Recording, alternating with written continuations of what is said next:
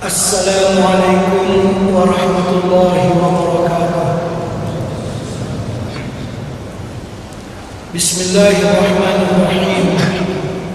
Ila hadratin Nabiyil Mustafa Rasulullah sallallahu alaihi wasallam wa ila kafatil anbiya'i wal mursalin wa li jami'il muslimin wal muslimat wal mu'minin wal mu'minat wa bil khusus ila ruhil imam Abi Hamid Muhammad ibn Muhammad al-Ghazali rahimahullah ta'ala wa ila ruhil syekh Abdul Samad al-Falimbani rahimahullah ta'ala syai'un lillahi lahum al-Fatihah.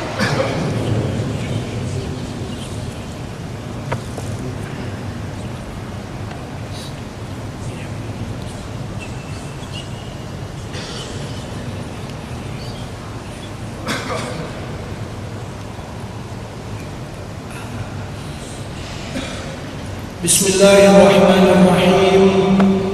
Alhamdulillahi rabbil alamin.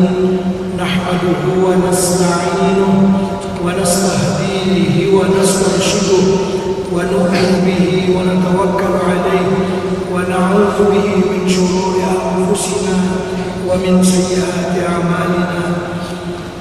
Allahumma shalli wa sallim wa barik ala sayyidina wa maulana Muhammad wa ala alihi wa sahbihi ajma'in wa man tabi'ahum bi ihsan ila yaumiddin.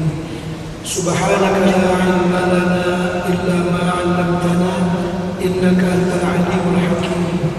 Rabbi shrah li sadri wa yassir li amri wahlul 'uqdatam min lisani yafqahu qawli.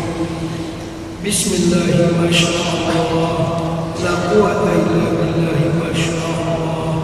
Kullu ni'matin min Allah ma sha Allah.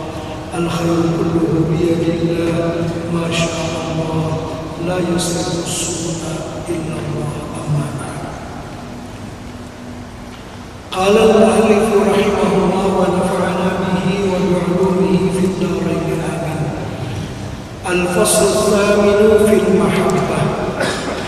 Fasal yang ke-8 pada menyatakan kasih akan Allah Subhanahu wa taala. Dan nanti fasal yang ke-9 ialah menyatakan ridha akan Allah Subhanahu wa taala. Kasih dan ridha merupakan matlamat tertinggi bagi orang yang berjalan kepada Allah Subhanahu wa taala. Adapun khauf, zuhud, sabar, syukur itu semuanya membantu sebenarnya untuk sampai kepada mahabbah, sampai kepada ar-ridha. Jadi yang tertinggi mahabbah dan ridha. Orang yang taubat artinya orang itu terpesong kembali ke jalan yang benar. Orang yang zuhud artinya supaya hatinya jangan sibuk dengan dunia dan bertumpu kepada Allah. Kan begitu. Orang yang sabar dan syukur itu liku-liku dalam perjalanan, kemuncaknya dalam mahabbah dan ridha. Itu sebenarnya kemuncak daripada perjalanan. Karena itu makam yang tertinggi ialah makam sahabat radhiyallahu anhum wa radu anhu. Allah meridai mereka dan mereka pun ridha dengan Allah. Dia ridha lebih tinggi lagi daripada mahabbah. Kalau mahabbah dia cinta dia boleh bertukar besok kepada benci, boleh berubah lagi platformnya. Tapi kalau ridha dia tak ada sudah, itu takkan bertukar sudah. Itu sudah kemuncak sama sekali. Kalau cinta mahabbah besok mungkin dia boleh cinta yang lain lagi. Tapi kalau sudah ridha dengan Allah, itu makam sahabat radhiyallahu anhum, makam yang paling tinggi. Baik, kita teruskan. Adapun mahabbah yang dikasihkan Allah Ta'ala itu, maka itu sifat kepujian yang dipuji oleh syarak, dan yaitu martabat yang tinggi yang menyampaikan kepada ma'rifatullah Ta'ala, seperti firman Allah Ta'ala, wasawfa ya'tillahu biqaumin yuhibbuhum wa yuhibbunah. Artinya, dan lagi akan mendatangkan Allah Ta'ala dengan kaum yang kasih ia akan mereka itu dan mereka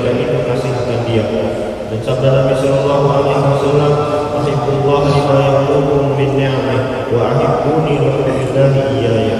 Artinya kasih oleh kamu kepada Allah Ta'ala karena memberi kurnia akan kamu daripada beberapa nikmatnya, dan kasih oleh kamu kataku dengan sebab Allah kasih Allah Ta'ala padaku.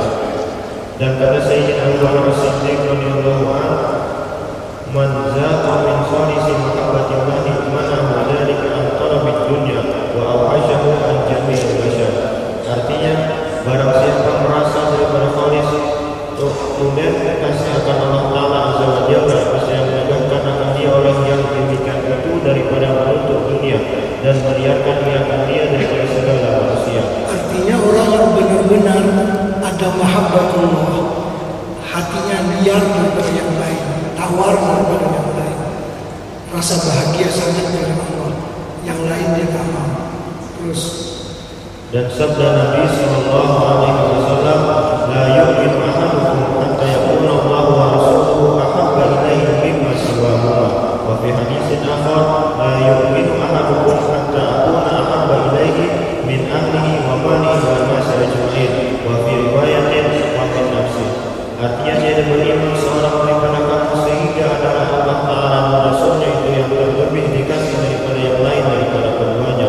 Dan pada satu riwayat yang lain, dia beriman seorang kamu hingga adalah aku terlebih yang kasihi daripada ahlinya dan anaknya dan daripada hartanya dan daripada sekalian manusia. Dan pada satu riwayat, yang terlebih kasih dia akan aku daripada dirinya. Syahdah, dan makna mahabbah itu yaitu cenderung hati kepada sesuatu yang disukai oleh tabiat, dan tiap-tiap yang lezat itu disukai oleh nafsu. Dan dari karena inilah sabda Nabi sallallahu alaihi wasallam, hubbiba ilayya min dunyakum thalathun, watibu wan nisa'u wa ju'ila qurratu aini fi shalah. Artinya diberi kasih kepadaku daripada dunia kamu tiga perkara. Pertama, bau-bauan yang harum. Kedua, perempuan. Ketiga, tetap mataku di dalam sembahyang, yakni hadir hatiku akan Allah Ta'ala di dalam sembahyang. Dan ketahuilah bahwa segala orang arif itu tiada yang kasih akan suatu melainkan kasih akan Allah Ta'ala, karena di dalam hati mereka itu bahwa suatu itu semuanya daripada Allah Ta'ala, dan lazim daripada kasih kepada Allah Ta'ala itu kasih kepada segala makhluknya dan segala perbuatannya, karena kasih akan segala yang lain daripada Allah Ta'ala yaitu sebab bagi kasih akan Allah Ta'ala, seperti kasih akan Nabi Muhammad sallallahu alaihi wasallam yaitu lazim kasih akan Allah Ta'ala, karena Nabi Muhammad sallallahu alaihi wasallam itu disuruh Allah Ta'ala kepada kita. Dan demikian lagi kasih akan sahabat Nabi sallallahu alaihi wasallam itu yaitu lazim kasih akan Nabi sallallahu alaihi wasallam, dan kasih akan Nabi itu melazimkan akan kasih akan Allah Ta'ala. Dan demikian lagi kasih akan aulia Allah dan ulama itu kasih akan Allah Ta'ala. Dan demikian lagi kasih akan makanan itu melazimkan akan kasih akan Allah Ta'ala, karena makanan itu nikmat daripada Allah Ta'ala yang menguatkan akan ibadah kepada Allah Ta'ala. Dan demikian lagi kasih akan pakaian dan perempuan dan segala dunia itu melazimkan akan kasih akan Allah Ta'ala, karena semuanya itu nikmat yang diberikan oleh Allah Ta'ala kepada kita. Dan kiaskan olehmu akan tiap-tiap yang engkau kasih akan dia, semuanya melazimkan akan kasih Allah Ta'ala. maksudnya di sini membetulkan konsep cinta kepada makhluk. Kita kan cinta kepada Allah dan Rasulnya mesti melebihi daripada cinta kepada yang lainnya. Yang lainnya kita cintai karena Allah. Kita cinta kepada harta kita ini kenapa? Karena harta kita ini dapat membantu kita untuk mencari keridhaan Allah. Kita cinta anak kita ini karena anak kita ini menambah pahala kita. Kita cinta kepada mata kita. Kalau sakit kita obatkan dia. Kenapa? Dengan mata ini kita boleh baca Quran, kita boleh mencari keridhaan Allah. Kita cinta dengan tangan kita. Kenapa? Dengan tangan kita ini banyak ibadat yang boleh kita laksanakan. Jadi kecintaan kita kepada sesuatu yang lain daripada Allah itu mesti dikaitkan dengan cinta kepada Allah. Nah, di saat benda-benda ini terpesong daripada cinta kepada Allah, misalnya dia membuat maksiat, maka kita pun tidak cinta. Kalau anak kita sendiri dia sudah menentang Allah Subhanahu wa Ta'ala, kita tidak lagi cinta kepadanya. Yang kita cinta kepadanya karena apa? Karena dia adalah dapat dijadikan untuk menambah kecintaan kita kepada Allah Ta'ala. Terus Terus Ketahui olehmu bahwa kasih akan Allah Ta'ala itu terbahagi atas dua bahagi. Bahagi pertama fardu, yaitu kasih akan Allah yang membawa kepada mengerjakan segala ibadah yang fardu yang disuruhkan oleh Allah Ta'ala dan menjauhkan akan maksiat yang ditegakkan oleh Allah Ta'ala. Dan demikian lagi fardu kasih akan Allah Ta'ala yang membawa kepada ridha dengan qada Allah Ta'ala dan qadarnya. Bahagi kedua, sunnah, yaitu kasih akan Allah Ta'ala yang membawa kepada berbuat ibadah yang sunnah dan menjauhkan akan yang syubhat dan segala yang makruh. Dan alamat kasih akan Allah Ta'ala amat banyak. Dan setengah alamat kasih akan Allah Ta'ala itu mendahulukan akan mengerjakan segala yang disuruh Allah atas yang disukai oleh hawa nafsunya. Dan setengah daripada alamat kasih akan Allah Ta'ala itu suka kepada mati, dan tiada sekali-kali di dalam hatinya itu benci kepada mati. Dan setengah daripada alamat kasih akan Allah Ta'ala itu yaitu benci akan dunia, yakni kosong hatinya itu daripada cenderung kepada dunia. jadi di antara tanda orang yang kasih kepada Allah, dia kasih bertemu Allah, yaitulah mati tadi. Jadi begini, kita ukur sedalam mana kasih kita kepada Allah dengan kita mengukur sejauh mana rindu kita kepada mati. Itu ukurannya. Karena tanda kasih kepada Allah itu cinta mati. Sejauh mana kecintaan kita kepada mati, sedalam itulah cinta kita kepada Allah. Ini sekarang pukul berapa? 11.20 lebih kurang. Orang yang cinta kepada Allah nanti pukul 12 berangkat tak jadi masalah. Jam 12 inna lillahi wa inna ilaihi raji'un. Sekarang pun dia tak jadi masalah. Dia lama dah rindu nak bertemu Allah, menunggu-nunggu panggilan Allah Subhanahu wa Ta'ala. Orang itu namanya cinta akan Allah. Dia suka bertemu kekasihnya. Ya kan begitu. Kalau orang tanya kepada kita, boleh dah nak mati hari ini? Agak-agak petang mati ya. Oh, kalau boleh Ustaz tak minta 2 bulan lagi ya. Bermakna dia tak kasih sangat akan Allah. Orang yang kasih akan Allah, ajak jumpa Allah, Masya Allah, sekarang pun bersedia. Itu cara dia. Macam itulah juga kita mengukur bekal akhirat kita. Ini kita ini sejauh mana bekalan kita untuk pergi ke akhirat juga diukur dengan kematian. Diukur dengan kematian. Apabila seseorang tercinta kepada kematian, bermakna penuh bekal akhiratnya. Kan dalam kereta itu ada meta minyak. Kan kalau yang di bawah kosong setengah ataupun full lah kan. Kita nak tahu hati kita ni sebanyak mana cintanya kepada Allah dan sebanyak mana persiapannya untuk pergi ke akhirat. Kalau kita tanya, tak payah tanya orang lain, kita tanya diri kita masing-masing, hari ini boleh berangkat tak? Boleh dah berangkat hari ini, petang nanti ya? Boleh berangkat tak? Kalau kita boleh, jam 12 ini pun boleh. Bermakna kalau minyak F full bekal akhirat kamu, dia takut apa?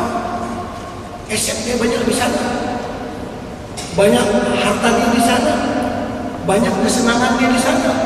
Hidup di dunia ini penuh dengan ujian, penuh dengan kesengsaraan. Itu ini nak mengurus diri, bukan senang setiap hari. Nak ke tanda setelah itu ini, di sana tak ada lagi yang. Jadi kalau orang itu rindu bertemu Allah, katalah hari ini dia siap nak meninggal dunia, siap. Bermakna minyak dia full, artinya bekal akhirat penuh. Kalau orang tanya, nak boleh dah hari ini? Ini bayar uang kereta tak habis lagi, ini apa? Rumah lah, ni lah, macam-macam. Kalau boleh minta 5 tahun lagi lah. Bermakna dia tak bersedia. Bermakna meta dia ni sujud, meta dia kosong bekal akhirat. Kita yang mengaji di Kuala Lumpur, walaupun kemudahan ada bagi kita, katalah duduk di hotel bukan di asrama, tak berkos penuh, karena di sini tak banyak benda kita. Kita sono, macam kita orang Kedah, sono di rumah kita di Kedah. Orang Johor, sono di Johor lah. Karena di rumah dia, ada rumah yang dia tata dengan cara dia, ada kereta dia, ada itu, ada ini, ada istri dia di sana dan sebagainya. Dia duduk kolong-kolong 2 hari pun masih kepala. Kata nak balik. Kenapa nak balik? Aset dia banyak di sana. Harta dia banyak di sana tu yang balik. Dia tak seronok duduk situ. Tapi kalau orang Kuala Lumpur pergi Kedah, dia pun duduk 2 hari di Kedah nak balik Kuala Lumpur. Kenapa? Istri dia ada sini, kereta mewah dia ada sini, semua ada sini. Nah kita tanya hati kita, di mana kita senang duduk? Kalau kita senang duduk di akhirat, bermakna suka mati kan, bermakna bekal akhirat kita full, penuh. Kalau kita wajah pergi sana, kalau boleh dah lagi ya, bermakna dia di sana tak apa-apa dia, tak apa-apa. Orang yang bersedia pergi, dia mesti cinta kepada Allah dan mesti penuh dengan hati. Itu cara kita mengukur hati masing-masing. Nah, kita tanyalah diri kita, di mana letaknya kita? Nak lama lagi duduk di dunia ini kan? Nak bertemu dengan Allah Ta'ala. Kalau tak bertemu, bermakna bekalan dia adalah penuh. Jadi di situ kita mengukur kesungguhan kita pada cinta kepada Allah, mengukur mahabbah itu dengan kematian untuk bertemu kekasih, yaitu Allah Subhanahu wa Ta'ala. Terus yang ke-9. Al-Fasl al-Tasi' Ridha bil Qada. Pasal yang ke-9 pada menyatakan ridha dengan qada Allah Ta'ala. Adapun ridha dengan qada Allah Ta'ala itu yaitu sifat yang dipuji oleh syarak. Fardu atas segala mukallaf itu ridha akan qada Allah Ta'ala dan qadarnya. Firman Allah Ta'ala, jazaa'uhum 'inda rabbihim jannatu 'adnin tajri min tahtiha al-anhar khalidina fiha abada radhiyallahu 'anhum wa radu 'anhu. Artinya balasan mereka itu pada Tuhan mereka itu yaitu syurga yang bernama Jannatu 'Adn, yang mengalir daripada bawah syurganya itu sungai, padahal mereka itu kekal di dalamnya selama-lamanya. Padahal ridha Allah Ta'ala daripada mereka itu, dan mereka itu ridha daripada Allah Ta'ala. Dan sabda Nabi sallallahu alaihi wasallam, wa'budullaha biridha fa in lam tastati' fa fi sabri 'ala ma takrahu khairun katsirun. Artinya berbuat oleh kamu ibadah akan Allah Ta'ala dengan ridha akan dia, maka jikalau tiada kuasa engkau akan yang demikian itu, maka di dalam sabar atas yang engkau benci itu kebajikan yang amat banyak. Yakni seyogianya hendaklah engkau berbuat ibadah kepada Allah Ta'ala itu dengan ridha, yakni dengan suka hati. Maka jikalau tiada kuasa akan yang demikian itu, maka hendaklah engkau berbuat ibadah itu dengan sabar, yakni dengan menahan akan kesusahan ibadah itu. Dan sabda Nabi sallallahu alaihi wasallam, "Idza ahabba Allahu 'abdan ibtalahu fa in sabara ijtabahu wa in radiya istafahu." Artinya apabila kasih Allah Ta'ala akan hambanya, maka beri ia akan dia bala. Maka jika ia sabar, niscaya kasih ia akan dia, dan jika ia ridha, niscaya memilih ia akan dia. Dan sabda Nabi sallallahu alaihi wasallam di dalam hadis qudsi, qala Allah Ta'ala, "Ana Allah la ilaha illa ana, man lam yasbir ala bala'i wa lam yashkur na'ma'i wa lam yarda bi qada'i falyattakhidh rabban siwa'i." Artinya firman Allah Ta'ala, akulah Allah, tiada Tuhan melainkan aku. Maka barang siapa tiada sabar atas balaku, dan tiada syukur ia bagi nikmatku, dan tiada ia ridha akan qadaku, maka hendaklah ia tuntut akan Tuhan yang lain daripadaku. Syahda, makna ridha itu ibarat daripada suka hati akan segala qada Allah Ta'ala dan qadarnya, sekira-kira tiada ia menyangkal akan sekalian yang diperlakukan Allah Ta'ala atasnya. Seperti kata Syekh Abu Ali Ad-Daqqaq rahimahullahu ta'ala, "Laisa ar-ridha alla yuhissa bil bala, innama ar-ridha alla ya'taridu 'ala al-hukmi wal qada." Artinya tiada disyaratkan akan ridha itu bahwa ia tiada merasa akan kesakitan balanya. Sungguhnya ridha itu bahwa ia tiada menyangkal akan hukum atas hukum Allah Ta'ala dan qadanya. Menyangkal tu komplain maksudnya. Komplainnya menyangkal tu komplain, tak puas hati. Jadi orang yang ridha tu mesti puas hati dengan ketentuan Allah Subhanahu wa Ta'ala, tidak komplain. Terus ketahui olehmu bahwasanya tiada lazim daripada ridha akan hukum Allah Ta'ala dan qadanya itu rida akan segala maksiat dan kufur, karena bagi segala maksiat dan kufur itu dua jalan. Jadi begini, kan segala sesuatu yang berlaku di alam ini semuanya dengan qada dan qadar Allah Subhanahu wa taala. Kita disuruh ridha dengan apapun yang diperbuat oleh Allah Subhanahu wa taala. Kalau ketaatan dan kebaikan, Masya Allah, tabarakallah, mudah kita paham.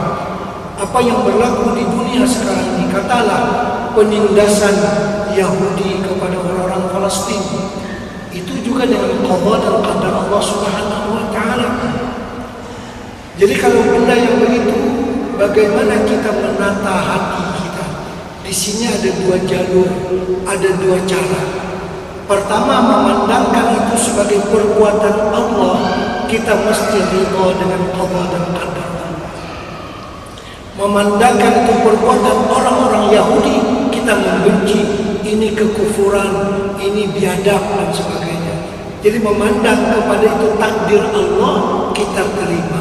Memandang itu kepada perbuatan manusia yang zalim itu, ini kita tolak. Begitu caranya menata hati. Artinya apa yang berlaku di Palestina ini tak boleh. Yang ini zalim, ini penindasan kepada orang Palestina, misalnya kan begitu. Tapi di hati kita, oleh karena ini merupakan satu ketentuan daripada Allah, kita pun kena terima yang ini. Karena Allah Subhanahu wa taala mentakdirkan yang demikian atas hikmah yang dikehendakinya. Apa contoh hikmahnya?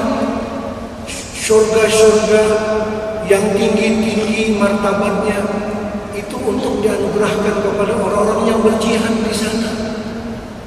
Artinya orang-orang Palestina banyak akan mendapatkan tempat-tempat yang istimewa di dalam surga.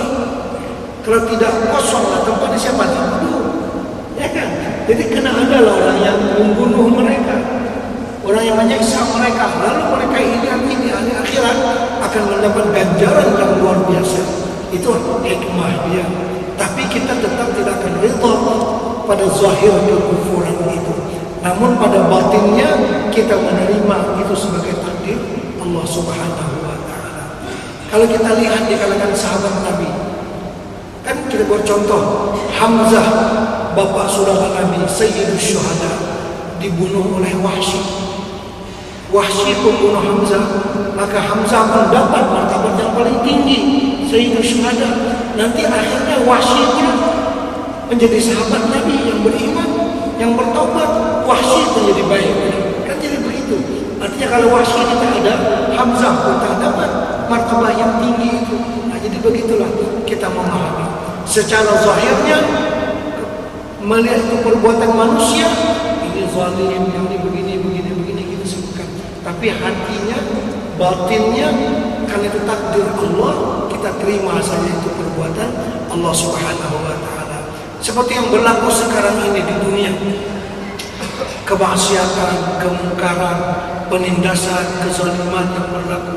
Ya kan? Ini semuanya dengan takdir Allah dan qada daripada Allah. Dipandang itu perbuatan Allah, kita terima saja. Tapi dipandang kepada pelakunya daripada kalangan manusia, ini tak boleh, ini zalim, ini kufur, macam itulah kita menata hati. Karena Allah punya jadwal tersendiri. Kalau tak ada peperangan ini, tak ada macam ini, tak ada macam ini, dunia ini tak kiamat lagi lah. Orang dalam kubur itu mau kata bila nak kiamat, kan ada masuk surga. Ya kan begitulah. Ini jadwal Allah. Karena kan tanda-tanda kiamat sudah ada sekarang ini, yang kecil-kecil dan yang besar pun akan mengikuti. Maksudnya mau tak mau dunia ini akan hancur. Sehancur-hancurnya akan binasa, berlaku kiamat, barulah kita semua masuk surga. Kalau tak hancur macam ini, akhlak tak hancur macam ini, tak kiamat lah hari. Nah macam itulah jadwal Allah. Ada ketentuan-ketentuan yang dikehendaki oleh Allah. Karena itu bila memandang itu sebagai perbuatan Allah, kita redha, kita terima. Tapi pelakunya si anu itu adalah melakukan satu kezaliman, satu kekufuran. Itu yang dimaksudkan beliau di sini. Terus hal pertama kepada Allah Ta'ala, yaitu sekira-kira kufur dan maksiat itu jadi daripada qada Allah Ta'ala dan qadarnya, dan daripada iradat Allah Ta'ala dan masyiahnya, maka wajib atas kita ridha akan jalan itu. Jalan kedua kepada hambanya, yaitu sekira-kira maksiat dan kufur itu sifat bagi hambanya, maka atas jalan ini tiada disuruh Allah ridha akan kufur dan maksiat itu, seperti firman Allah Ta'ala, wala yarda li'ibadihi al-kufr, artinya bahwasanya Allah Ta'ala tiada ridha bagi hambanya itu akan kufur. Dan hasil daripada demikian itu bahwa tiap-tiap sesuatu yang diridhai Allah Ta'ala itu seperti segala taat, maka wajib atas kita ridha akan dia. Dan tiap-tiap sesuatu yang dibenci oleh Allah Ta'ala seperti segala maksiat dan segala kufur, maka wajib atas kita benci akan dia. Dan kata Imam Al-Ghazali rahimahullah ta'ala, i'lam anna al-maqamat at-tis'a allati dhakarnaha laysat ala rutbatin wahidah bal ba'daha maqsudatun li dhatiha kal mahabbati war ridha fa innahuma a'la al-maqamat. Artinya ketahui olehmu bahwasanya segala makam yang 9 yang aku sebut akan dia, yakni segala sifat kemuliaan yang 9 yang tersebut di dalam bab yang kelima ini, tiada ada ia atas satu martabat, tetapi adalah sebenarnya itu dimaksud bagi zatnya seperti mahabbah dan ridha, maka bahwasanya keduanya itu yang terlebih tinggi daripada segala makam. Kan ada 9 semuanya, daripada taubat, syukur, zuhud dan tawakal tadi semua ada 9. Jadi yang 2 yang paling hebat yaitu mahabbah dan ar-ridha.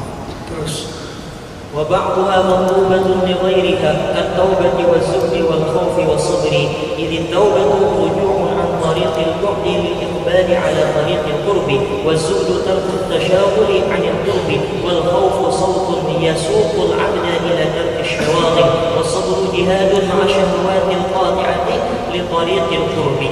Artinya dan setengah itu makhluk bagi lainnya, makhluk itu dituntut seperti taubat dan sukun dan khauf dan sabar, karena taubat itu kembali daripada jalan yang jauh karena hendak berhadap atas jalan yang hampir, yaitu ibadah kepada Allah Ta'ala yang menghampirkan kepadanya. Jadi itu bukan dituju, tapi itu sebagai alat perantara, prasarana kepada mahabbah dan ridha.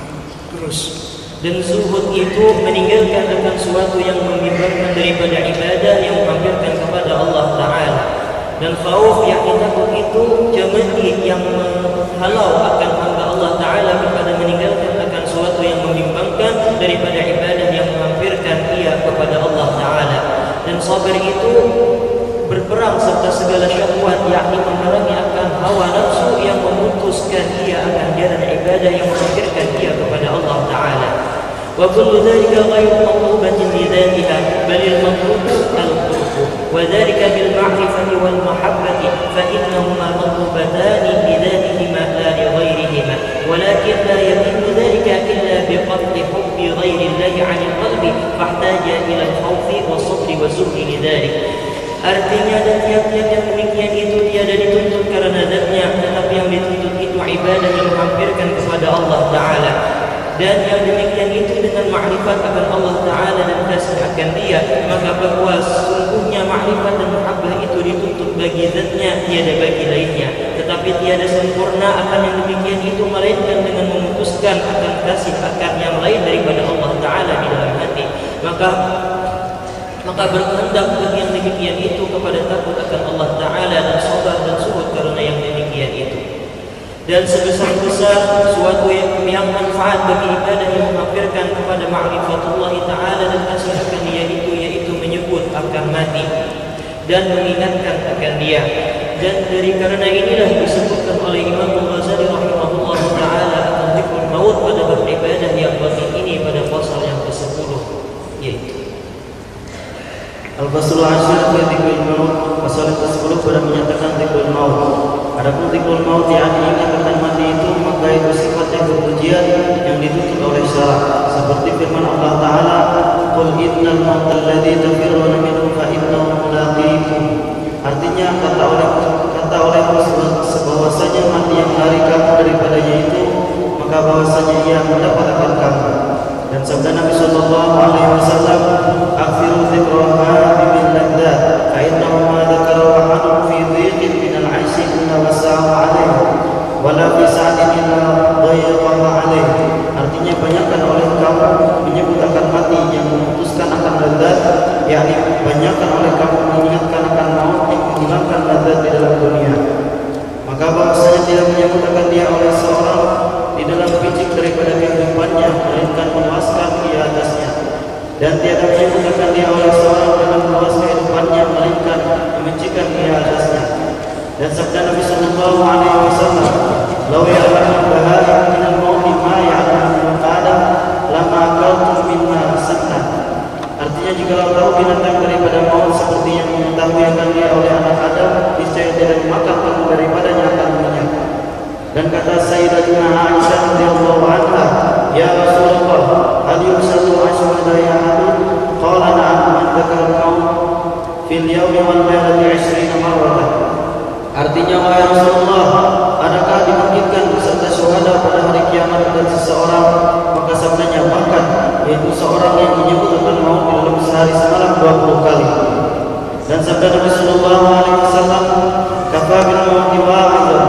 Artinya, memandalah dengan maut itu pengajaran dan penjagaan. Dan sabda Nabi sallallahu alaihi wasallam, "Taraktu bainakum wa'idhaini, sabitan wa natiqan, was-sabitu al-maut wa natiq al-Qur'an." Dan artinya, aku tinggalkan antara kamu itu dua pengajaran dan penjagaan yang mengingatkan akan kamu. Pertama, yang diam, kedua yang berkata-kata. Maka yang diam itu yaitu maut, dan yang bertutur itu yaitu Al-Quran. Jadi zikrul maut ini sebagai cemati kita supaya rajin beribadah dan meninggalkan maksiat. Jadi ingatkan mati. Bukan orang yang ingat mati ini tak boleh membangun, bukan. Silakan membangun, tapi dia ingat mati supaya dia lurus, supaya dia mengerjakan taat dan jauh daripada maksiat. Coba kita bayangkan, kalau seseorang kita suruh dia bertahajud, kita kata, tahajudlah engkau malam ini, tapi engkau adalah lagi 5 tahun umur engkau. Mungkin dia bangkit, mungkin dia tak bangkit. Dia kata, umur aku ada 5 tahun lagi, tak apalah, tak bangkit malam ini, nanti belum puasa buat apa. Kalau kita kata engkau bertahajudlah malam ini, engkau besok akan mati. Yang ini kena buat sungguh-sungguh, karena besok orang mati. Jadi dengan meningati mati itu, orang terdorong untuk beribadah kepada Allah, rajin beribadah, karena besok akan mati. Kalau tak buat malam ini tak ada. Itu guna meningati mati. Kalau kita katakan tadi, bertahajudlah kamu malam ini, umurmu ada 5 tahun lagi, dia kata, tahun depan tak apa. Kalau bahasa kampung, bahasa Kedah, bebuih mulut, nasihati dia, dia tak dengar cakap. Nasihati dia, engkau sedarlah, buatlah macam ni, buatlah macam ni, tapi engkau masih bagi 5 tahun, tak apalah, nanti lepas 3 tahun lah.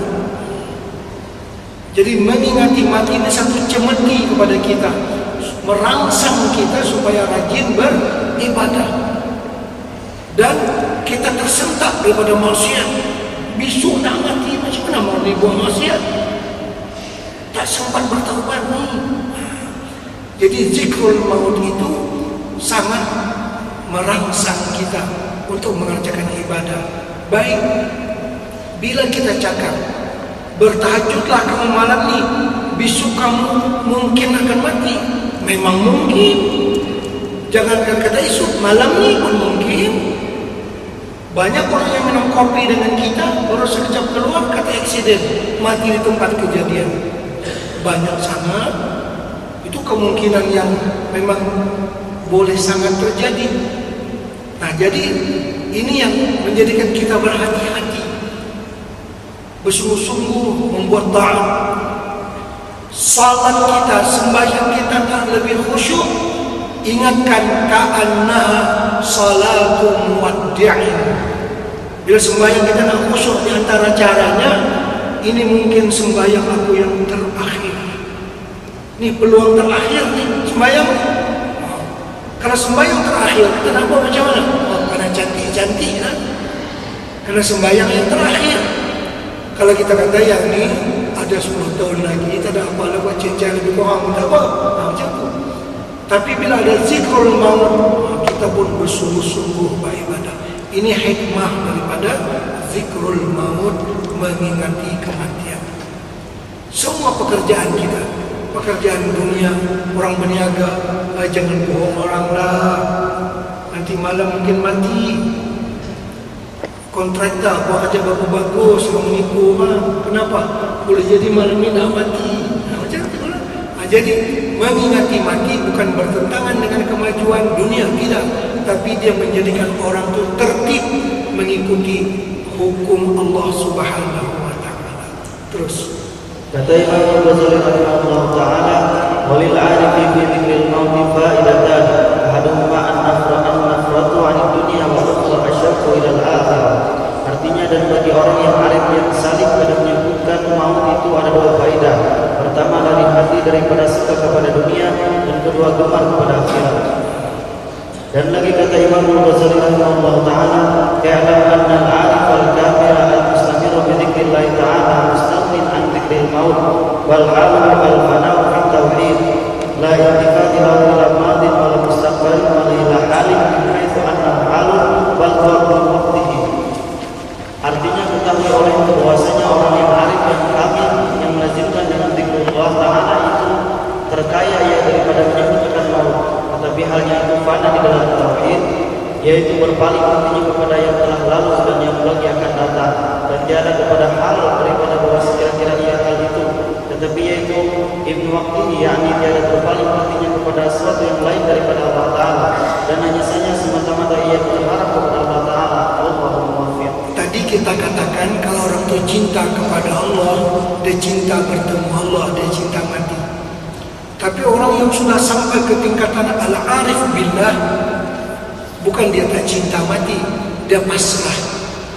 Dia pasrah kepada Allah. Nak hidup pun tak apa, nak mati pun tak apa. Nah, macam tu. Hidup bermakna masih ada kesempatan untuk menambah-nambah amal. Kalau mati bermakna Allah nak panggil dia apa, ikut suka. Dia tak pilih, dia serahkan kembali kepada Allah. Dia tak kata tak nak pun tidak, nak pun tidak. Itu orang yang sudah arif billah. Karena bagi dia, kalau hidup pun bermakna peluang menambah lagi ibadat. Kalau mati bermakna kasih panggil, tak jadi masalah.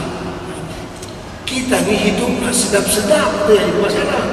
Hidup nak makan mie goreng lagi, nak makan tom yum lagi, nak makan yang tu lagi. Itu kita nak hidup. Aulia-aulia Allah ni mereka hidup tu nak beribadah kepada Allah, bermakna masih ada permit untuk memperbanyak pahala, kan begitu. Terus Pasal pertama pada menyatakan zikir dan kemuliaannya. bab yang ke-6 fi fadli zikri wa adabihi wa kaifiyatihi. Bab yang ke-6 pada menyatakan fadilat zikir dan adabnya dan kaifiyatnya. Baru fasal yang pertama. Pasal yang pertama pada menyatakan zikir dan kemuliaannya. Firman Allah Ta'ala, ya ayyuhalladzina amanu dzkurullaha dzikran katsiran. Maksudnya, wahai orang yang percaya, mereka itu akan Allah Ta'ala sebut oleh kamu, akan Allah Ta'ala sebutan yang banyak. Jadi zikir ini kemuncak dalam pembicaraan kita. Karena orang yang mahabbatullah, orang yang ridha dengan Allah, sudah tentu banyak-banyak menyebut nama Allah. Terus, Dan firman Allah, fadhkuruni azkurkum, maka sebut oleh kamu akan aku, maka menyebut aku akan kamu. Dan firman Allah Ta'ala, wadhkurullaha katsiran la'allakum tuflihun, dan sebut oleh kamu akan Allah Ta'ala akan sebutan yang banyak, mudah-mudahan kamu mendapat kemenangan. jadi perintah berzikir berbeza dengan perintah yang lain-lain. Kalau zikir terbuka, uzkurullaha dzikran katsiran, berzikirlah dengan zikir yang banyak-banyak, tak ada halangan. Kalau baca Quran ada halangannya, sembahyang ada halangannya, puasa ada halangannya. Orang yang junub boleh baca Quran, hari raya boleh puasa, tak boleh. Lepas asar boleh sembahyang, tak boleh. Tapi kalau zikir tak ada halangan, tak ada halangan bila-bila masa. Tak boleh berzikir dengan lidah, dengan hati. Yang bagus itu dua-dua. Tapi ada keadaan, bisa kita dalam tandas, Dalam tandas tak akan kata la ilaha illallah, la ilaha illallah, kan tak benar. Tapi hati ingat tak jadi masalah. Waktu bersama dengan istri tak akan kata subhanallah, subhanallah, subhanallah. Hati kata subhanallah tak apa. Itu hati kata. Jadi zikir ni tak ada larangan, tak ada hambatan. Tak boleh dengan mulut, dengan hati. Kan zikir selalu dengan mulut dan juga dengan hati.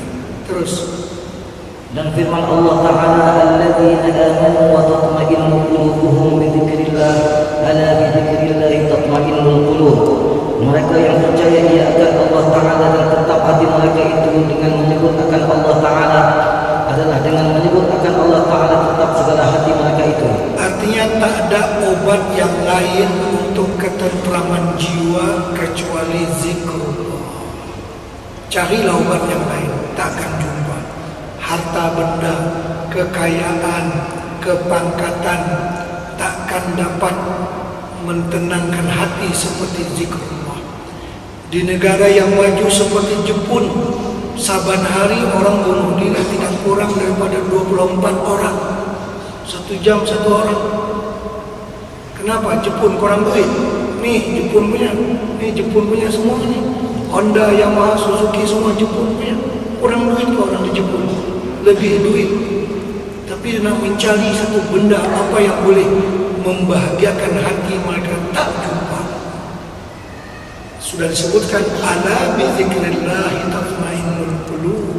Dengan berzikir, hanya saja dengan berzikir akan Allah hati menjadi tenang. Carilah kebahagiaan. Selain berzikir tak akan jumpa.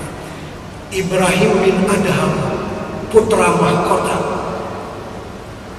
dia lari daripada istana, berkawan dengan ulama-ulama ahli sufi, sampai merasakan kelazatan dalam zikir. Apa kata Ibrahim bin Adham? Kalau raja-raja tahu apa yang ada di hati orang yang berzikir, semua akan tinggal istana, nah duduk bersama dengan majelis zikir. Terus.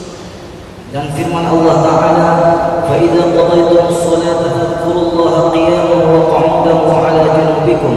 Maka apabila telah kamu sempurnakan akan sembahyang kamu, maka berzikir kamu akan Allah Ta'ala padahal kamu berdiri dan duduk dan berbaring. Jadi berzikir ni berdiri, duduk, berbaring tak jadi masalah. Orang berzikir duduk tak ada masalah. Orang berzikir berdiri tak ada masalah. Orang berzikir sambil berbaring pun tak ada masalah. Yani fi kullil ahwal, dalam semua keadaan. Karena kita ni kalau tak berdiri duduk, kalau tak duduk berbaring, ada tak yang lain itu? Kepala ke bawah, kaki ke atas? Ada. Semua 3 keadaan itu artinya fi kullil ahwal, dalam semua keadaan. Terus. Dan juga berzikir pada malam dan siang dan di darat dan di laut, dan pada pelayanan dan pada negeri dan pada masa kaya dan fakir, dan masa sakit dan sehat, dan dengan sihir yang perlahan dan jahat dan nyari. Demikianlah tafsir ini daripada Sayyidina Abdullah bin Abbas radhiyallahu anhu. Dan sabda Nabi sallallahu alaihi wasallam, ala unabbiukum bi khairi a'malikum wa azkaha 'inda malikikum wa arfa'iha fi darajatikum wa khairul lakum min i'ta'il walad wa dhahab wa khairul lakum min an talqaw 'aduwwakum fatadribuna a'naqahum wa yadribuna a'naqakum. Qalu wa ma dhaka ya Rasulullah? Qala dzikrullah. Hendaklah sesungguhnya aku kabarkan akan kamu dengan yang terlebih baik amal kamu, dan yang terlebih sucinya pada Tuhan yang memiliki akan kamu, dan yang terlebih tinggi pada derajat, dan yang terlebih baik daripada bahawa diberi akan kamu emas dan perak, dan yang terlebih baik daripada bahawa kamu dapat akan seteru kamu, maka kamu kerat akan leher mereka itu, dan menyerang mereka itu akan leher kamu. Yang terlebih baik daripada perang sabil. Maka kata sahabat, apa amal yang demikian itu ya Rasulullah? Maka sabda Nabi SAW, iaitulah zikrullah ta'ala. Dan sabda Nabi SAW, inna lillahi malaikatan sayyaratan yattabi'una majalis zikr, fa iza wajadu majlisan fi zikrun qa'adu ma'hum wa hafza ba'duhum ba'dan bi ajnatihim hatta yamla'u ma bainahum wa bainas sama', fa iza tafarraqu 'araju wa sa'adu ila sama'. Adalah bagi Allah Subhanahu wa ta'ala beberapa malaikat yang berjalan padahal mereka itu mencari akan majlis zikir, yaitu perhimpunan orang yang duduk berzikir, dan apabila mendapat mereka itu akan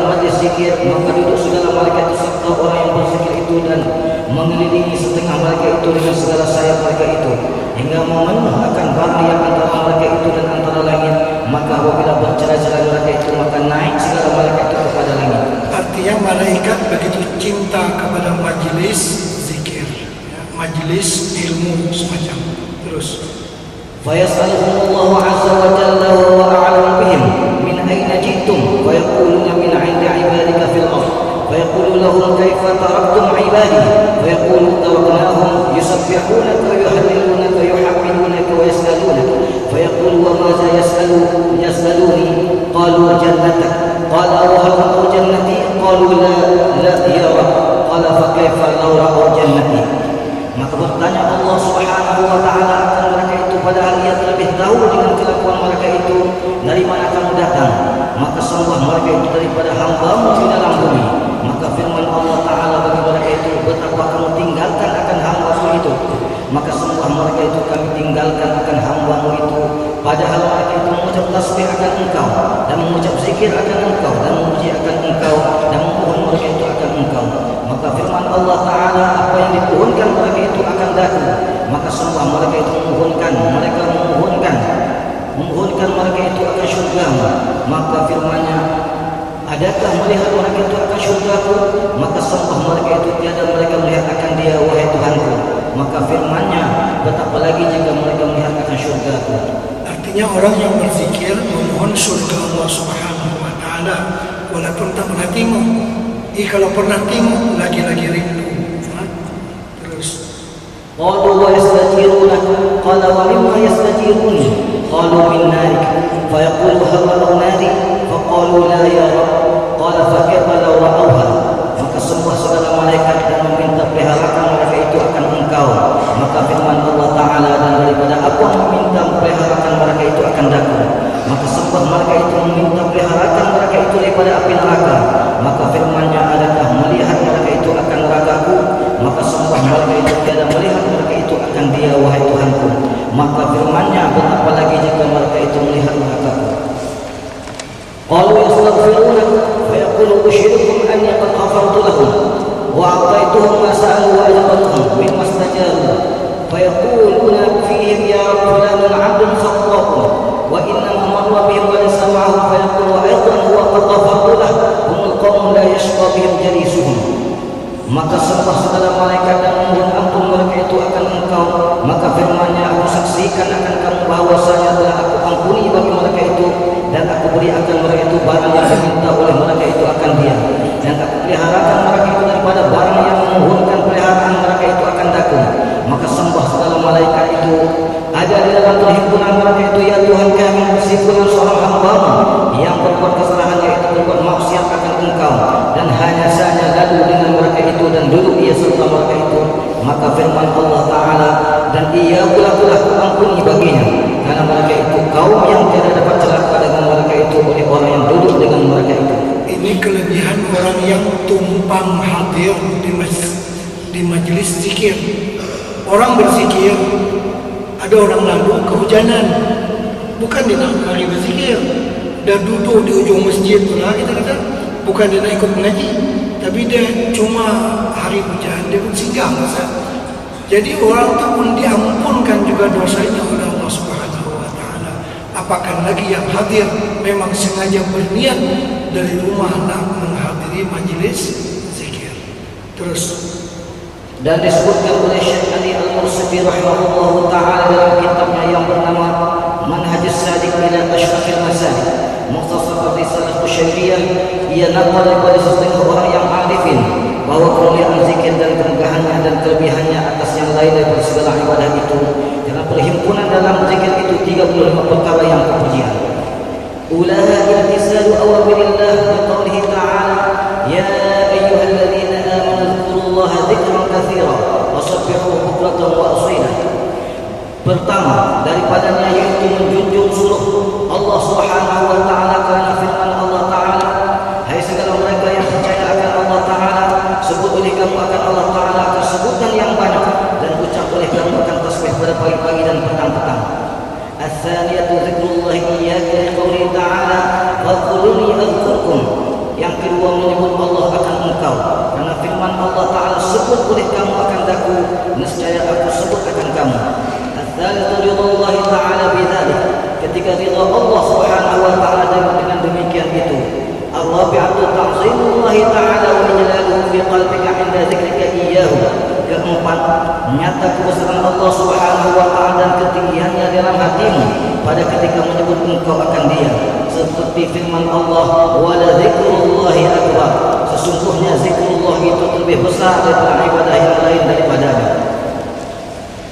Al-khamsatu syughul jawahirika fi ta'atillahi ta'ala. Kelima, sibuk segala anggota dalam taat akan Allah Ta'ala. As-sadisatu qaulul malaikati minka wa sururuhum bidzalik. Keenam, hampir malaikat daripadamu dan suka mereka itu dengan yang demikian itu. As-sabi'atu qaulullahi ta'ala minka wa kaunuhu ma'aka min at-takyifin wa tahdidin. Ketujuh, hampir Allah Subhanahu wa taala daripadamu dan adalah Ia sertamu dengan tiada berhak yang terbatas terhadap firman Allah Ta'ala dalam hadis qudsi, "Ana 'inda dhanni 'abdi bi wa ana haitsu dzakarani." Maksudnya adalah aku pada sangka hamba-Ku denganku dan aku sertanya sekira-kira menyebut dia akan datang. As-saminatu isra'ul hafazati li kasbil hasanati lidzakir. Kelapan, bersegera malaikat yang mengharapkan segala amal manusia akan menyebabkan kebajikan bagi orang yang berzikir. At-tasi'atu bu'du syaitan mink. Kesembilan, jauh syaitan daripada kata Syekh Afdaluddin. Inna syaitana yaqtabu ahadana kullama ghafala 'an dzikrillahi ta'ala 'azza wa jalla fa innahu da'iman waqifun tujah al-'abd fa kullama ghafala 'an dzikrillahi ta'ala istahwaza 'alayhi wa kullama dzakara Allah ta'ala yanziru falau kushifa li 'adina la ra'a iblisa yaqtabu kama yaqtabu 'adina al-himar la'allahu yasrifu kaifa sya'a tul an-nahari wal layl.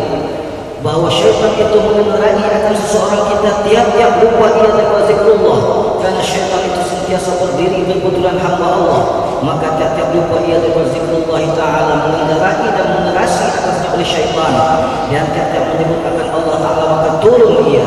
Maka jika dibukakan Allah Ta'ala bagi seseorang, kita niscaya melihat ia akan iblis itu mengendarai akan dia, seperti mengendarai oleh seorang kita akan hemah dan memalingkannya ia akan dia betapa dikehendaki di sepanjang siang dan malam. Artinya syaitan itu dia bersifatkan khannas, alladzi yuwaswisu fi sudurin nas minal jinnati wan nas min syarril waswasil khannas.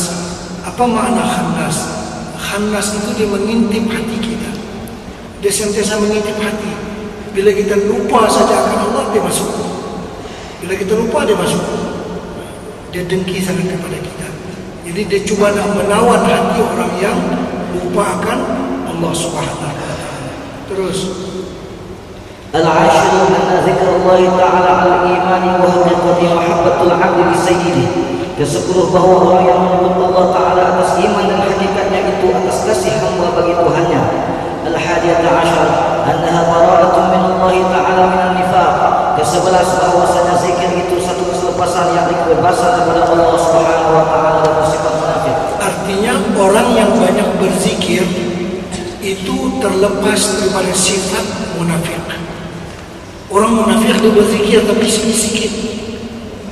Dalam Quran Allah berfirman, "Wala yadhkurunallaha illa qalila." Itu sifat orang yang munafik. Mereka tidak berzikir kepada Allah kecuali sedikit. Jadi yang sedikit berzikir itu orang yang munafik. Orang yang kuat imannya banyak berzikir. Sampai disebutkan dalam sebuah hadis, "Uzkurullah hatta yaqulal munafiqun antum mura'un," ataupun majnun. Banyak-banyaklah berzikir kepada Allah sampai orang yang munafik berkata, "Ini orang riya, ini orang gila." Daripada banyaknya kita berzikir, orang munafik akan kata ke kita, "Ini orang gila, ini gila ni." Karena banyak sangat berzikir. Orang kalau banyak berzikir dalam masjid, siapa kata gila? Tapi berzikir di Puduraya, itu baru kata gila. Berzikir di sesembahan, itu gila kan? Kalau macam tu dalam masjid, siapa kata gila? Masjid tempat zikir, musalla tempat zikir. Berzikir di saat orang lalai, orang kata ni gila, tapi menunjuk orang munafik akan berkata demikian. Orang yang beriman suka dia boleh tumbang sekaki pun. La ilaha illallah. Macam ni. Jadi orang yang beriman dia suka berzikir. Orang yang munafik dia hanya sedikit berzikir. Bila orang banyak berzikir, dia kata yang ini gila, yang ini orang yang yang tidak siuman lah. Terus As-saniyata asyara an-nahiratun minasyaitan. 12 bahwa zikir itu memeliharakan daripada syaitan. As-salisata asyara an-nahiratun minan-nar. 13 bahwa zikir itu memeliharakan daripada api neraka. Ar-rabi'ata asyara ni'matun minallahi 'alaika an ja'alaka minaz zakirin wa lam yaj'alka minal ghafilin. 14 nikmat daripada Allah Ta'ala atasmu bahwa ia menjadikan akan engkau daripada orang yang menyebut Allah Ta'ala, dan tiada yang menjadikan akan engkau daripada orang yang lalai daripada menyebut Allah Ta'ala. Al-khamisata asyara isyraqul qalbi wa syiraqu bi nuri zikrillah. 15 terang hati dan terbuka ia dengan cahaya zikrullah Ta'ala itu. As-sadisata asyara at-tayaqqunu minal ghaflati indal khataratil madhmumah. 16 jaga hati daripada lalai ketika datang cita-cita yang kejahatan. As-sabiata asyara annahu jalisullahi ta'ala bila takhjifin wa tahdidin. Liqaulihi ta'ala ana jalisun man zakarani. 17 bahwa orang yang berzikir itu seolah-olah duduk hampir kepada Allah Ta'ala dengan tiada berkaifiat dan tiada berhad. Karena firman Allah Ta'ala di dalam hadits qudsi, aku duduk hampir akan orang yang menyebut akan aku. As-saminata asyara tuftahu lahu abwabus samawati bi su'udil malaikati bidzikri. Ke-18 dibukakan baginya segala pintu langit kerana menaik malaikat dengan zikir itu. At-tasi'ata asyara yashhadu laka kullu syai'in yasma'uka min jami'il makhluqati wa tuhibbuka biqa'ul ardi wa yaftakhiru ba'duha 'ala ba'din. Ke-19 menaik saksi bagimu tiap-tiap suatu yang mendengar akan engkau daripada segala makhluk, dan kasih akan engkau oleh segala tempat bumi yang engkau berzikir padanya, dan bermegah-megah setengahnya atas setengahnya.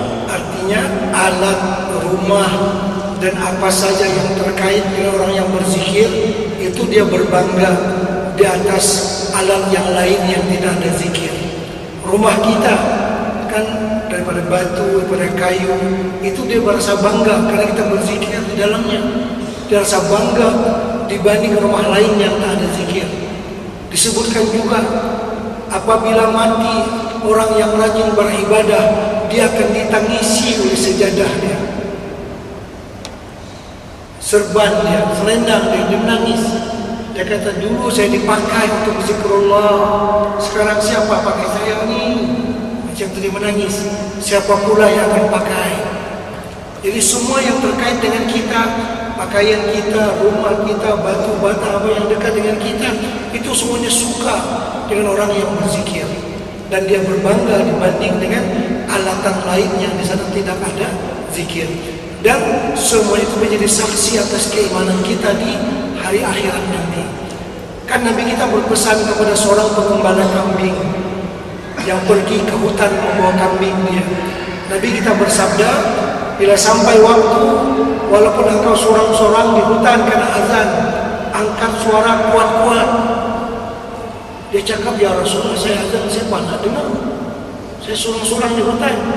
Nabi kita bersabda, suara azan itu tidak didengar oleh kayu, oleh batu, oleh air, oleh daun, oleh apa saja, kecuali akan menjadi saksi atas keimananmu nanti pada hari kiamat. Jadi makhluk-makhluk Allah yang jamin ini pun rindu kepada zikir. Terus Al-ishruna riqatul qalbi wa khusyu'uhu inda dzikri. Ke-20 lembut hati dan khusyuk ia pada ketika berzikir itu. Al-hadiyatu wal-ishruna. Maksud khusyuk ni boleh dibina sedikit demi sedikit.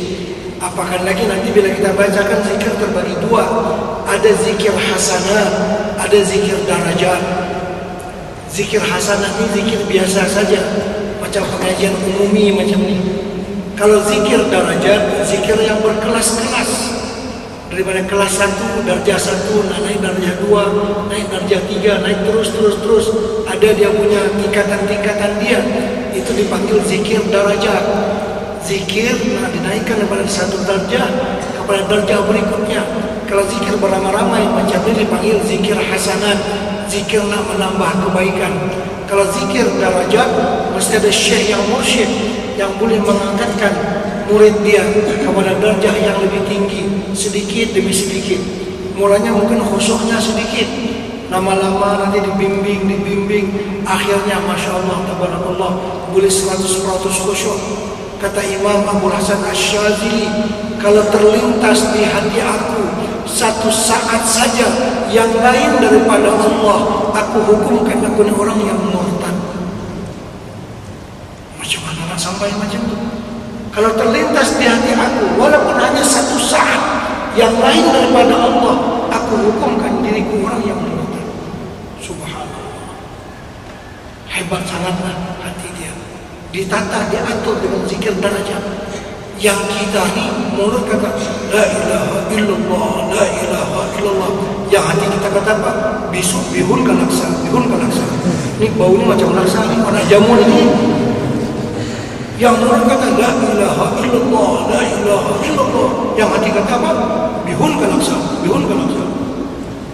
Macam mana zikir lain-lain? Ya kan? Tapi ini semuanya boleh diangkat sedikit demi sedikit, tapi mesti zikir dengan guru yang mursyid. Dan ada kaifiat, ada teknik, ada cara tertentu. Cara ini yang nanti kita akan baca waktu petang, cara berzikir. Baca mana nak memasukkan azamatullah, kebesaran Allah dalam hati, sehingga zikir ni boleh dengan khusyuk. Macam cerita mak rempit kan, yang pada dia bawa mutu, yang apa namanya, naik tayar,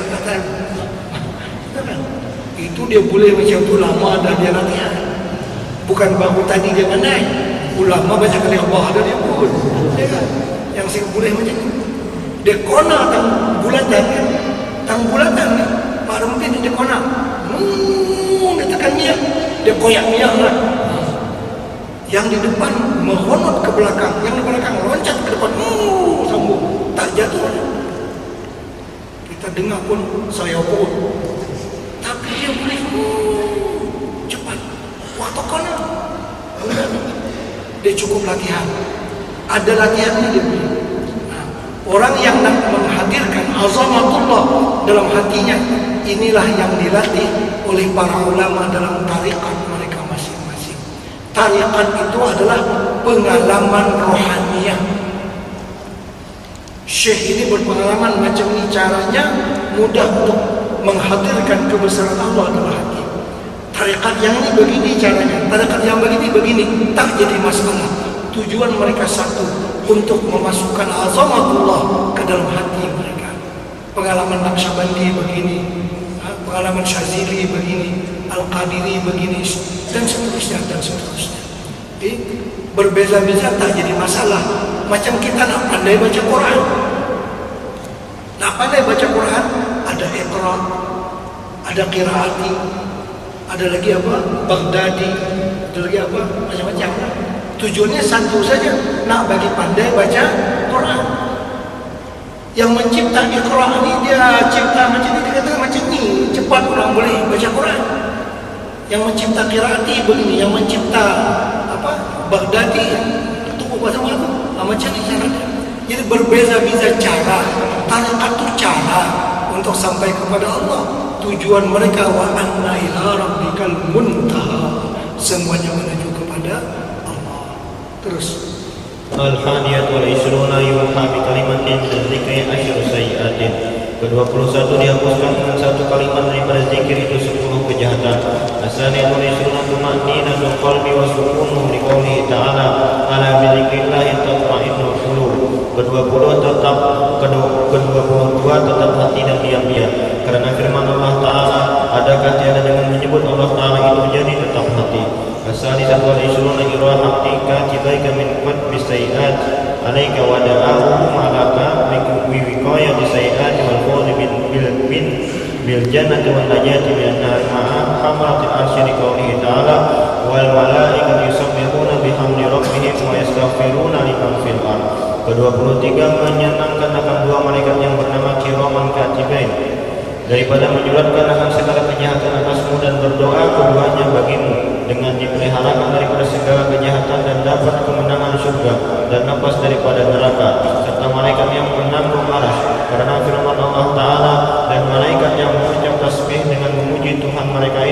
dan meminta ampun mereka itu bagi orang yang ada di bumi.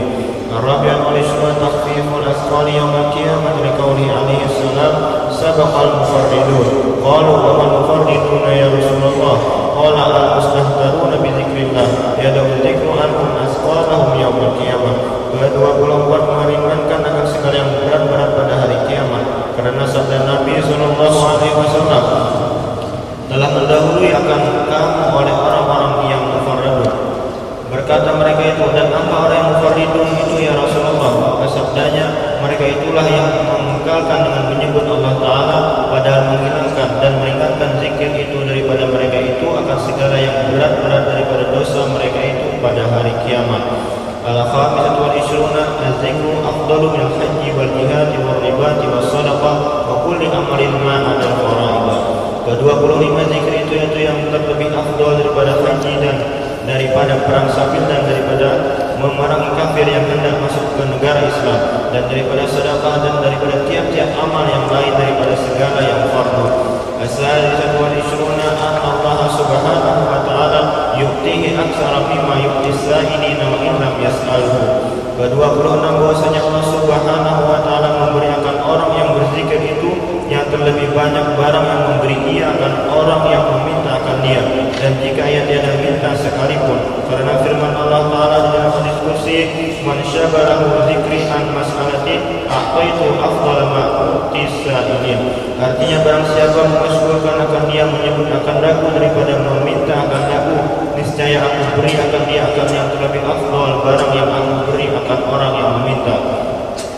As-sabi'atu wal-ishruna az-zakiruna taghshahumur rahmah wa tanzilu 'alaihim as-sakinah wal barakah wa tahuffuhumul malaikah. Ke-27 orang berzikir itu melengkapi akan dia oleh rahmat dan turun atas mereka itu tetap hati dan berkat dan meliputi akan mereka itu oleh malaikat. As-sabi'atu wal-ishruna anna al-'abda idza istaftaha bi dzikrillah ta'ala awwala nahari wa khatama bi dzikrillah akhira naharihi ghufira lahu tarafais sahifah. Ke-28 bahwasanya Allah Ta'ala apabila memulai ia dengan zikrullah Ta'ala pada permulaan harinya dan menyudahi ia dengan zikrullah pada akhir harinya, niscaya diampuni baginya akan permulaan suratannya dan akhir suratannya, dan lazim daripada diampuni permulaan dan akhirnya itu diampuni pertengahannya. As-tasi'atu wal-ishruna dzakiruna Allah Ta'ala yunadihim munadin minas sama qumu faqad buddilat sayyi'atukum hasanatin wa ghufirat lakum jami'an. Ke-29 orang yang berzikir itu disuruh akan mereka itu oleh munadi daripada langit, berdiri kamu maka sungguhnya telah digantikan akan kejahatan kamu dengan segala kebajikan dan diampuni bagi kamu sekalian dosa kamu. As-salasuna al-majlisus salih min dzikri yukaffiru 'anil mu'mini alfi majlisin min majalisis su. Ke-30 satu majlis orang yang saleh daripada zikrullah, yakni satu perhimpunan orang yang saleh duduk berzikir, yaitu menghapuskan daripada orang yang mukmin akan 1000,000, yakni 1.000.000 daripada perhimpunan orang yang duduk berbuat kejahatan. Al-hadiyatu wassalasuna anna dzakirin Allah katsiran yaumal qiyamah ala manabira min nurin wa kilta yadayhi yaminun taqbituhumul malaikatu wal anbiya wa limas'adihim wa wujuhum adwa'u min al-qamar lailatal badr yakhafu an-nasu wa la yakhafun wa yafzahu an-nasu wa la yafzahun. Ke-31 bahwasanya orang yang membanyakkan akan zikrullah itu pada hari kiamat duduk di atas mimbar daripada nur, dan kedua-dua tangannya itu kanan, padahal mengenang-enang akan mereka itu oleh malaikat dan anbiya bagi kedudukan mereka itu, dan muka mereka terlebih bercahaya daripada bulan purnama 14, padahal takut segala manusia dan tiada takut mereka itu, dan gentar manusia dan tiada gentar mereka itu. As-sanad wasalasuna annam ahli karam yaumil qiyamah li karamatihim Allah Ta'ala. Ke-32 bahwasanya orang yang membanyakkan zikrullah Ta'ala itu yaitu orang yang amat mulia pada hari kiamat, karena mulia mereka itu atas Allah Ta'ala. As-sadisatu wasalasuna anna ahli dzikri yarta'una fi kulli waqtin fi riyadil jannah. Ke-33 bahwa orang yang ahli zikir itu bermain-main dan mengambil buah-buah mereka itu pada tiap-tiap waktu di dalam kebun surga, karena sabda Nabi sallallahu alaihi wasallam, "Idza marartum bi riyadil jannah farta'u fiha." Wa qila lahu, "Wa ma riyadul jannah wala majalisul dzikr." Wa fi riwayatin khilaqul dzikri. Artinya apabila lalu kamu dengan kebun surga, maka ambil oleh kamu akan buah-buahan yang di dalamnya, maka sembah salat baginya, dan apa kebun surga itu ya Rasulullah? Maka sabdanya, yaitulah tempat perhimpunan duduk berzikir. Ketahui oleh bahwasanya Nabi Sallallahu Alaihi Wasallam menyerupakan majlis zikir itu seperti kebun di dalam surga, karena tempat perhimpunan duduk berzikir itu tempat turun rahmat dan hidayah dan rahasia yang ajib-ajib dan makrifat yang gorib-gorib yang didapat oleh orang yang berzikir itu, seperti orang yang masuk di dalam kebunnya, yaitu mengambil buah-buahan yang indah-indah di dalam kebun itu. Ar-rabi'atu was-salasuna anna zikrallahi ta'ala fil ardi lahu nurun, kama qala alaihi salatu wassalam, zakirullahi fil ghafilina kasyajarati al-khadra'i fil hashimi. Ke-34 bahwasanya zikrullah ta'ala di dalam bumi itu ada baginya cahaya, seperti sabda Nabi Sallallahu Alaihi Wasallam, orang yang berzikir di dalam perhimpunan orang lupa daripada menyebut Allah Ta'ala seperti pohon kayu yang hijau di dalam perhimpunan kayu yang kering. Al-khamisatu wassalasuna anna dzikral khafiyya yuzkaru bi sahibihi indallah wa yaddakhiru Allah Ta'ala lahu kanzan ila yaumil qiyamah, fa idza dakhala al-jannah qala Allah Ta'ala lahu laka inni thawabun wa huwa dzikrul khafiyyu lam yattali alaihi ahadun ghairi. Ke-35 bahwasanya zikir yang khafi itu disebutkan dengan orang yang mempunyai zikir khafi itu pada hadrat Allah Ta'ala dan mempertaruhkan baginya oleh Allah Ta'ala satu perbendaharaan hingga hari kiamat. Maka apabila masuk ia ke surga, maka firman Allah Ta'ala baginya, adalah bagimu padaku pahala yang aku balaskan bagimu, yaitu pahala zikir yang khafi, tiada melihat atasnya oleh seorang yang lain daripada aku. Jadi zikir, ada zikir jahar, ada zikir khafi. Baik, kita baca sedikit lagi syahadat. Terus. Bismillahirrahmanirrahim. Syahadat, bersalahan ulama pada zikir yang terlebih afdal. Adakah zikir jahar afdal atau zikir sir? Zikir sir adalah zikir khafi. Ya, terus. Maka kata Syekh Abdul Mawahib Asyadili rahimahullah ta'ala, bahwa zikir jahar itu afdal bagi orang yang tadi, yakni bagi orang yang permulaan menjalani jalan kepada Allah Ta'ala. Yang ghalib bagi mereka itu keras hati dan kelam hati, seperti kata Syekh Abdul Wahab Asy-Sya'rani rahimahullah ta'ala, qad ajma'u ala annahu yajibu 'ala al-muridi al-jahru bi-dzikri wa anna dzikra bis-sirri wal-hawli la yufidu ruqiyah. Artinya sesungguhnya telah muafakat kebanyakan ulama ahli tasawuf atas bahwasanya wajib atas murid itu berzikir dengan jahar, yakni menyaringkan akan suara mereka itu dengan berzikir serta di dalamnya akan suaranya itu, dan bahwasanya berzikir dengan sir dan perlahan-lahan itu ia dan memberi faidah, ia akan menaikkan kepada martabat yang tinggi. Dan lagi seyogianya bagi mereka itu bahwa berzikir ia dengan keras yang sempurna sekira-kira bergerak daripada atas kepala mereka itu hingga kaki mereka itu, karena kata ulama ahli tasawuf, idza dzakara al-murid rabbahu azza wa jalla bi shiddatin wa azmin tuyat lahu maqamatut tariq bi sur'atin min ghairi فربما قطع في ساعة ما لا يقطعه غيره في شهر أو أكثر. Artinya apabila berzikir murid akan Tuhannya Azza wa Jalla dengan sangat kuat dan cita-cita yang keras, niscaya dilipat baginya maqam segala jalan kepada Allah Ta'ala, sehingga sampai ia dengan segeranya dengan tiada berlambatan. Maka terkadang memutuskan ia dalam satu saat itu jalan yang tiada dapat diputuskan akan dia oleh ibadah yang lain daripada zikir itu di dalam sebulan atau lebih banyak. Dan dalil yang demikian itu firman Allah Ta'ala, "Tsumma qasat qulubukum min ba'di dzalika fa hiya kal hijarati aw ashaddu qaswa." Artinya maka keras segala hati kamu kemudian daripada demikian itu seperti batu atau terlebih sangat keras daripadanya. Maka bahwasanya tiada pecah batu melainkan dengan palu yang keras, demikianlah segala hati manusia itu tiada lembut melainkan dengan dipalu akan dia dengan zikir yang keras lagi jahar. Jadi di sini tadi ada zikir dengan jahar artinya nyaring, khafi ataupun sir yaitu perlahan. Untuk orang yang mubtadin yang baru itu bagus zikir yang jahar, yang nyaring, yang kuat. Apakah lagi hatinya masih keras, karena hati yang keras itu perlu dipukul dengan kekuatan, macam batu yang keras perlu dipukul dengan palu yang keras juga baru dia pecah.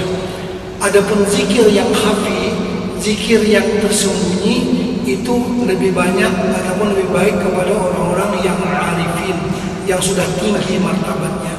Jadi kita memperkenalkan saja dulu. Nanti ada dalam kaifiatnya. Bila zikir yang jahar dalam kaifiat yang disebut oleh Syekh Abdul Samad Palembang di sini mengikut tariqat As-Samaniyah, Al-Khalwatiyah, Al-Qadiriyah, yaitu dengan 3 kaifiat. Nanti akan ada kaifiat yang disebutkan.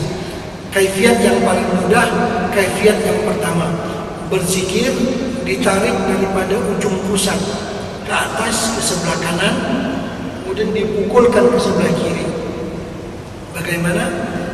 La ilaha illallah. Begitu caranya. Ditarik daripada pusat ke atas, kepala sambil melek ke atas sedikit. La ilaha illallah. Dipukulkan ke sebelah kiri karena hati kita berada di sebelah kiri, memukulkan tempat sarang syaitan lah. Jadi begitu cara. Ini kaifiat ini tak ada dalam hadis Nabi. Pengalaman Syekh Salman Al-Madani, pengalaman rohaniah dipanggil. Itu cara zikir yang jali ataupun jahar. Dan ada bermacam-macam cara lagi yang nanti akan disebutkan. Jadi ditarik ke sebelah kanan, dipukulkan ke sebelah kiri, ya. Kalau kanan saya sini, kalau kanan tonton ke sebelah sana, jangan ikut saya ke sebelah sini.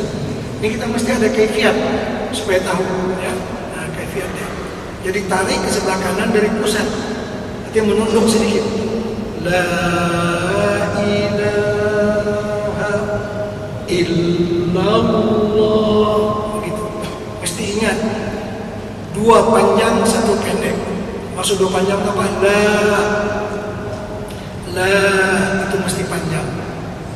Ilaha, ha mesti pendek. Illallah, Allah mesti panjang. Jangan la il. Apa dia? Tak ketahuan. Ya. Mesti yang panjang dipanjangkan, yang pendek dipendekkan. Jadi la ilaha illallah. Bagi coba semua ya. Ke sebelah kanan, tarik kanan, pukul ke sebelah kiri. Sama-sama. La ilaha illallah.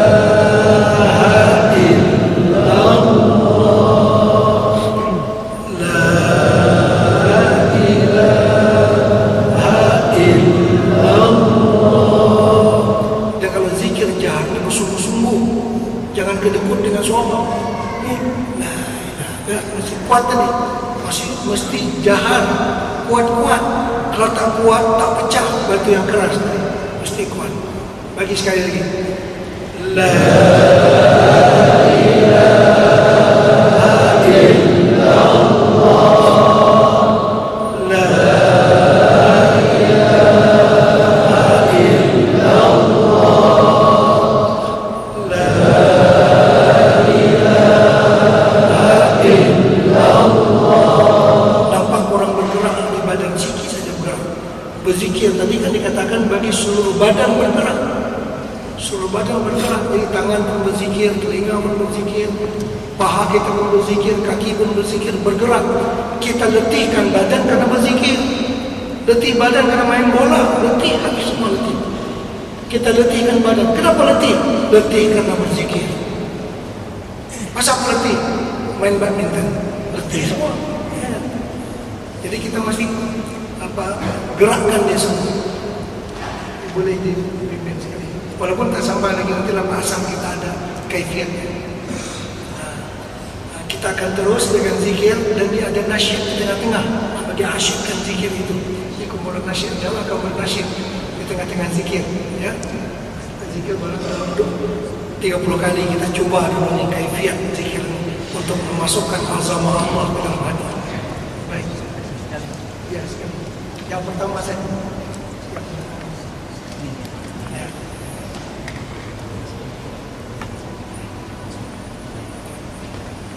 3 kali. Ikuti itu semua ya, dengan kaifiat tadi dan suaranya akan keras sedikit. Baik. La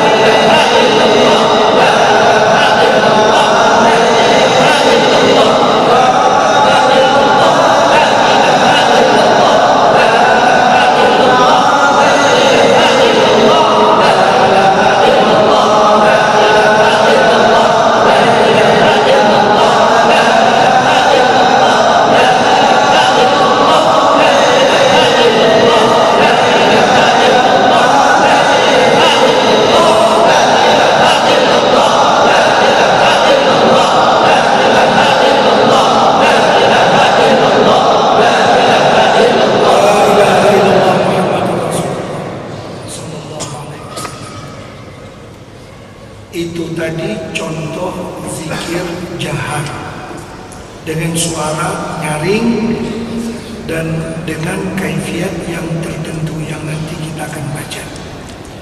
Kalau zikir sir, zikir khafi, itu cuma hati yang berzikir.